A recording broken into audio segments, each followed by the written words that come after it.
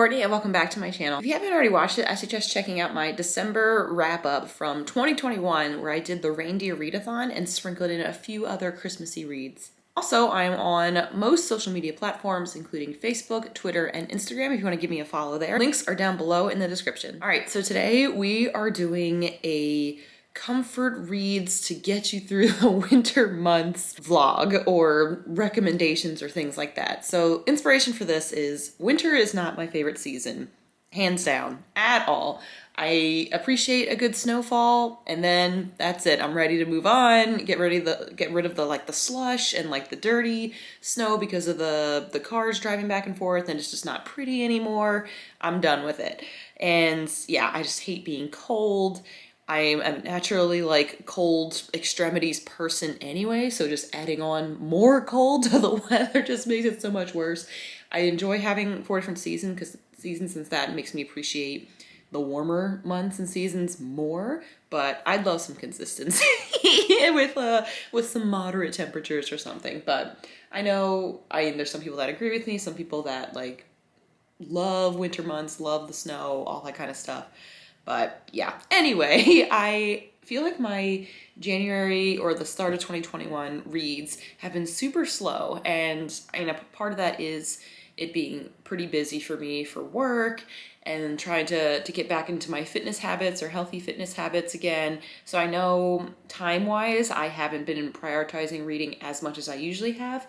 But even when I'm sitting down to read, I just can't stick with what I'm reading, or like I'm getting too cold, or I don't know, there's just a lot of stuff going on. And I know that seasonal depression is a thing, the winter blues are a thing, like actual clinical depression is a thing. I'm not saying I have any of those things, and not that these books will cure any of those things that people may have.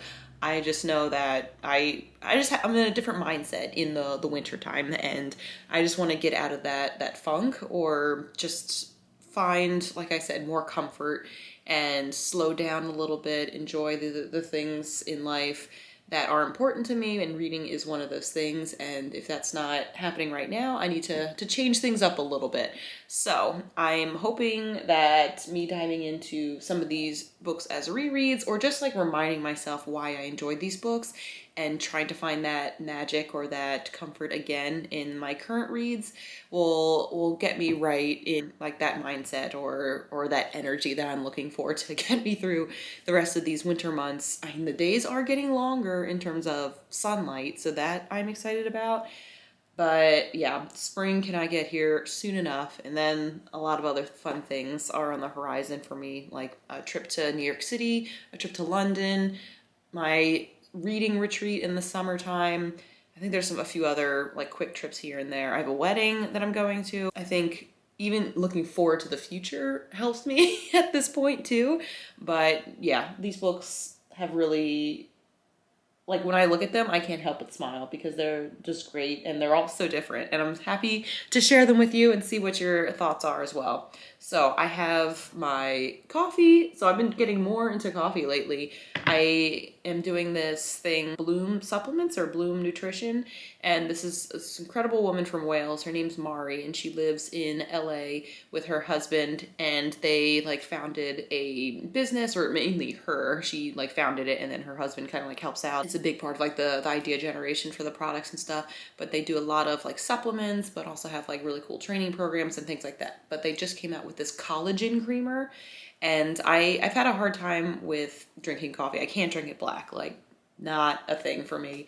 And I don't like adding sugar and milks and syrups and all that kind of stuff, because then I'm like, dang, I'm just drinking a treat or like drinking a dessert at this point, because I do like it sweet. But the collagen creamer, it's a hazelnut creamer, it's like powdered. So I think there's some dairy in it, but it's natural sugars, and it's changed my whole like view of coffee. So that's been like my thing this entire week.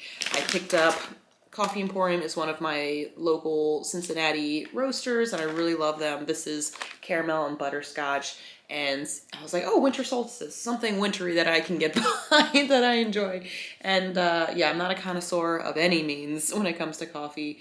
I just know that I can't drink it black. Then that's pretty much it. So this I've been giving a try and enjoying it. So that's been a plus in the winter months. But yeah, so I'm gonna drink some of this. I have my breakfast here as well that I'll be snacking on in between talking about books. Off camera, I won't put you through that of hearing me eat and watching me eat. Even though, I don't know, if some of y'all do remote work or have like Zoom or online meetings, do you feel comfortable eating? Let me know in the comments if you feel comfortable eating like with your camera on. I don't have an issue with that, but if I'm the only one doing it, then I'm like, well, this is just weird. So then I just either don't eat or like turn my camera on and off in between bites. So yeah, I don't know. Let me know what you think. Anyway, let's get to the stack of books. So the first book I have is The 100 Years of Lenny and Margot by Marianne Cronin. This is phenomenal. It's so heartwarming. It's still got some emotion to it, but it just brings out the joy of life and unlikely friendships. It's about these two women, Lenny and Margot. Lenny is a 17-year-old girl. Margot is an 83-year-old woman who are in the hospital for different reasons. Lenny is in the terminal ward because of cancer, and Margot is just reaching an older age and is just living out her life there, and they meet during a like arts class that's taking place, and they just have such unique perspectives on life and form this beautiful, beautiful friendship. Lenny is very much a cynic and like challenges things, including like religion, and asks like really hard questions. Not necessarily to be, I don't want to say like annoying, but she like genuinely wants to know like the why behind things that happen in life, if like God is in control and all that kind of stuff. So she really is a formidable character in the story. And Margot just had this interesting life with her husband and then later a partner and all of this stuff. So yeah, it's such a fantastic book. I feel like all these books I'm going to recommend are 5 out of 5s, but I feel like this is comforting knowing that you can make friends like at any age, or like any differences in a friendship, it like adds to it or like can make it stronger.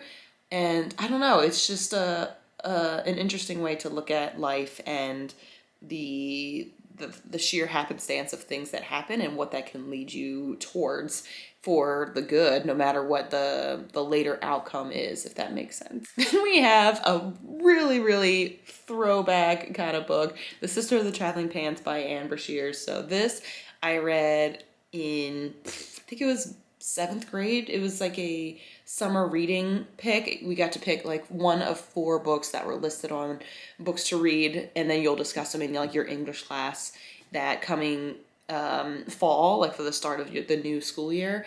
And this is the one I picked, and I loved it. I remember this was one of the first books that I'm like, okay, like I can get more into reading. Like I was always a big reader before then, but this was one that I felt confident in my reading abilities and things that I was picking up. I was really bad at reading comprehension. I think this helped me a lot get into that because I was invested in the character so much. And this is about 4 different friends who were born around the same time to the mothers that shared like a similar birthing class or Lamaze class or workout class. So, and they become best friends all throughout like birth through where they're at right now. I think they're 15 or 16 years old. This is the first summer they're spending apart, and they found a pair of pants that magically fit all of them, and they go around the summer rotating or mailing each other the pants and having to document what happens, anything good or whatever. So this I thought was good as like a comfort read because it's, again, I guess I'm on a friendship theme here. I feel like a lot of these have to do with friendship or not necessarily like romance or like that kind of intimate love, but a different kind of love. And this one is set during the summer, which I feel is a good thing for comfort reads because I'm like, oh wow, something to look forward to, something bright and sunny, but there's not always that kind of environment. Some of the girls, actually all of them, go through some emotional experiences and reflective experiences of things that have happened in their past that are still haunting them, or things they're just not wanting to face in their present. So that I thought was really great, even for like a young person, to be that reflective and be able to speak with their friends and go through something like that and have that kind of love and support no matter what, I think is pretty phenomenal. So there you go. Okay, I only have like 2 minutes left on my memory card, so I'm gonna go change that, and apologies about the frame being shifted. Okay, that definitely changed the angle, but we're moving on. Next up, we have The Hobbit by J.R.R. Tolkien, and this was a surprise read for me. So I have watched the Lord of the Rings trilogy like films. I have not read those books, have not seen the Hobbit films, but decided to jump in with the books with The Hobbit. And this I really, really enjoyed. Another book about friendship, but more in like a fantasy realm and kind of defeating monsters and going on an adventure for treasure and all that stuff. Involves some magic, some creatures and dwarves and giants and hobbits, of course. So this I thought was a really fun read and very quick as well. I did a whole vlog about this over the summer and really enjoyed it. I am taking my time going through the series. I think I'll read the rest of the series over the summer as well. I think I forgot to mention this. I feel like I've planned out most of my TBR for the year to some degree. Like there's still some TBR jar or like random picks that I'll do, but I kind of know the themes of each month that I'm going to have. And I know during the summer I'll do like a Tolkien, kind of like Beth at Booksnet's Tolkien along, Tolkien along, whatever it was. She and a few of her other Bookstagram and Bookworm friends broke up the Lord of the Rings trilogy and Hobbit into like 4 different months, I think. I can't remember, but I might do something like that, but read the trilogy in a month. But anyway, this I think was a good start for me to understand the world better, because that was my struggle with the Lord of the Rings when I tried to read it the first time and listen to it on audiobook. There were so many names and similar characters that were just throwing me off. But having The Hobbit was not necessarily like easier, because it's still I feel like it's a good introduction into the world. If you're trying to figure out if you want to dive deeper into it, if you want to get more involved, this I think lays the groundwork. And I think that's good as like a comfort read, since it's giving you like confidence to want to continue it with the series if you'd like to. And like I said, it's about friendship. There is some like foreshadowing, since I know of things that are happening that will happen in Lord of the Rings, specifically the ring. Who would have thought that was involved in the first book in the unofficial series, I guess. But yeah, I really enjoyed this. I think this could be fun as a buddy read too, if that helps make things a little bit more exciting during the winter months too, reading with somebody. I think this is a good one to do too. Okay, time to get a little steamy up in here. So I have The Duke and I, which is the first of the Bridgerton series, which is Daphne's story. Is this actually, I don't know if this is actually the first one, because the kids in Bridgerton, they are named alphabetically by like the order. So the eldest is Anthony, and then I think is it Benedict? Oh gosh, I don't remember. And then Colin, and then Daphne. Oh no, I think Duke and I is first. But then after that, it goes in alphabetical order. Interesting. But anyway, Daphne is the eldest daughter in this family. The mom is widowed, and they like Daphne's in like that part of like society where she's like coming out, or like she's able to get married and like marry high or marry rich, and that gives prospects to the younger kids too, the younger girls. So she is like having a hard time. Her brother's very protective of who she can marry, and she's like, you know what, to heck with this whole process, and like starts to fake date the Duke. And they seem like an unlikely pair to begin with, like to themselves, because Daphne's not really interested in him. She's just using him to get better prospects for herself that her brother can't control. And then the Duke is like, I'm not getting married, forget this, that's not the life I want. But yes, this is a very steamy, like historical romance, period drama kind of thing. But I think that's a nice, cozy, warm book to read in the winter months. And this Netflix series came out over Christmas time, so it was already like a good wintry feel, even though it has like a spring like that's like the coming out season, or that's like the season is in the high society is the springtime, but it was kind of nice to experience that over the winter and I don't know, get those kind of warm feels that way. So that is by Julia Quinn, and I've just picked up 2 more books in the series that I will be reading in February for my Valentine's Day reading vlog. Then we have Before the Coffee Gets Cold by Toshikazu Kawaguchi, and this is absolutely phenomenal. It's a translated fiction work from Japanese, and it is so heartwarming, so appreciative of the life that we have and the people that we know and the things we can share with them when we have time. And if we don't have the time to do so, what could we have said to them to show them that we love them even more? And most of the times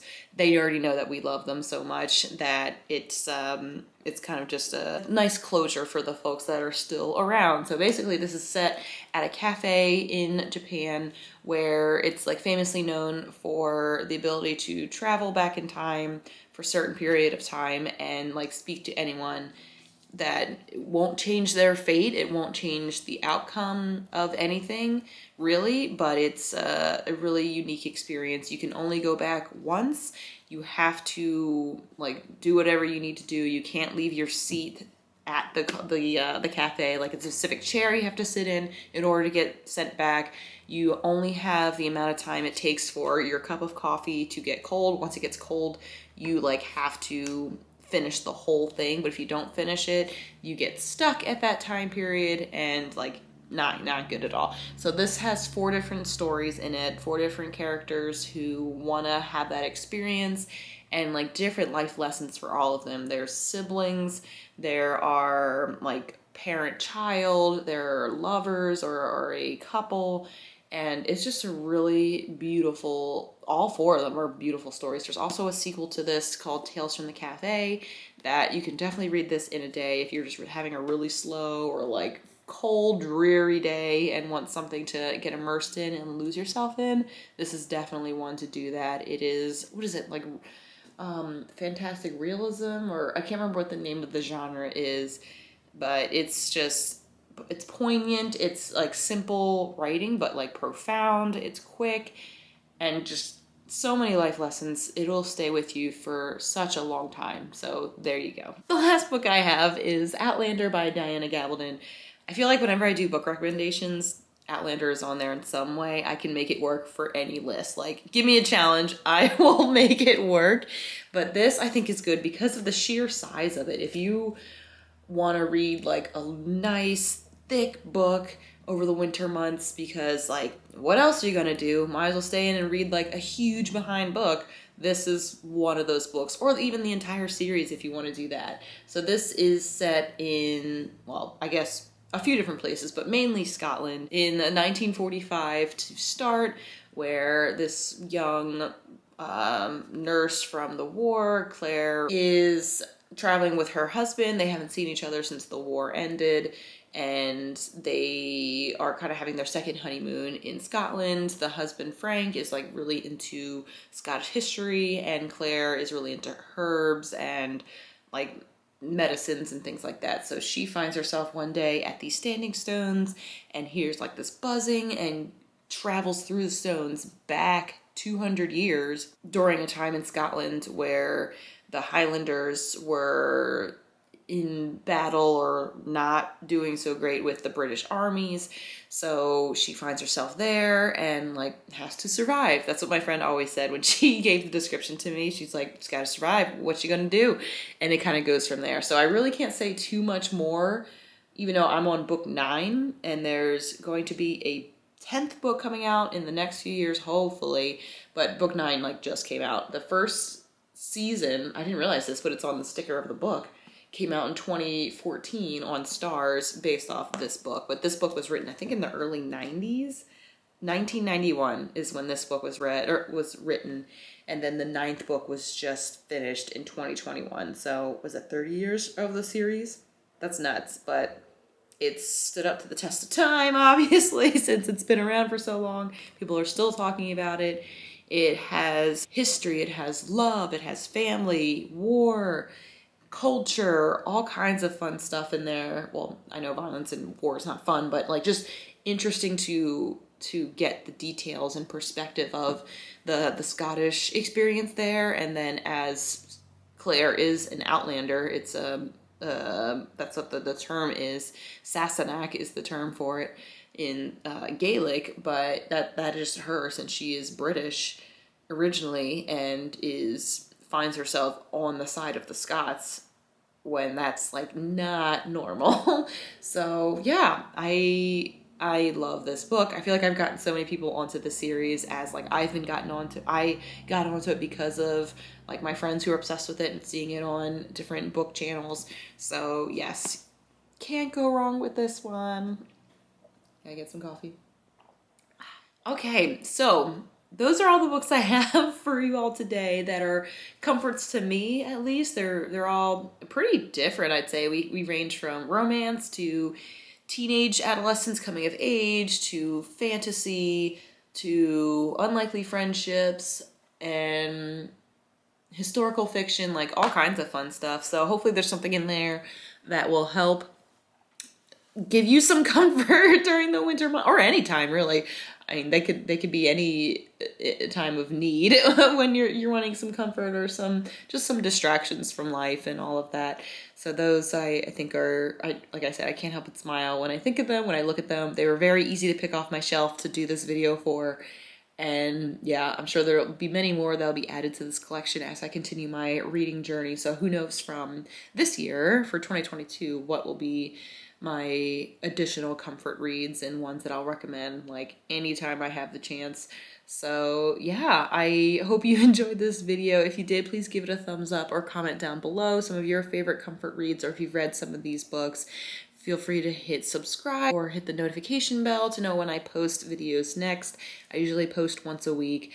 I was supposed to do my reading or my blog retreat this weekend, but I'm just exhausted. It was my boyfriend's birthday this weekend, also a volleyball tournament, also just like trying to have a free weekend since the new year, and I've been going from work. So I like want to have a fresh mind when I do my blog retreat. So that it's got pushed back to President's Day weekend, which I do have off for that day. And I'll do a coffee shop experience then. So looking forward to that. But other videos for y'all to look forward to. I'm going to be doing like I said, a Valentine's theme reading vlog for different romance novels. One of which, maybe two of which, will be Bridgerton series books. And then what else am I doing? February TBR video, a January wrap up, which at this point it's looking like it's going to be mostly audiobooks, which is fine, but I'm like, oh my gosh, I picked out all these books from my January TBR that are physical books that I want to do better with reading off of my shelf. But I've just, the first 2 weeks, it's the 16th right now that I'm filming this, that it's just been wild, and I haven't read as much as I would have liked to in terms of print books. So hopefully that changes as things slow down a little bit more in the new year, in the first month of the year. So there you go. I am going to, what am I doing the rest of today? I gotta go to the gym and then do some laundry and hopefully read. I'm currently reading Anxious People by Frederick Bachman. Love, love, love it. That is a print book. Like it's amazing. I just have to be in the right like mental space to read it. Not because of the book itself, but because I have so many things going on.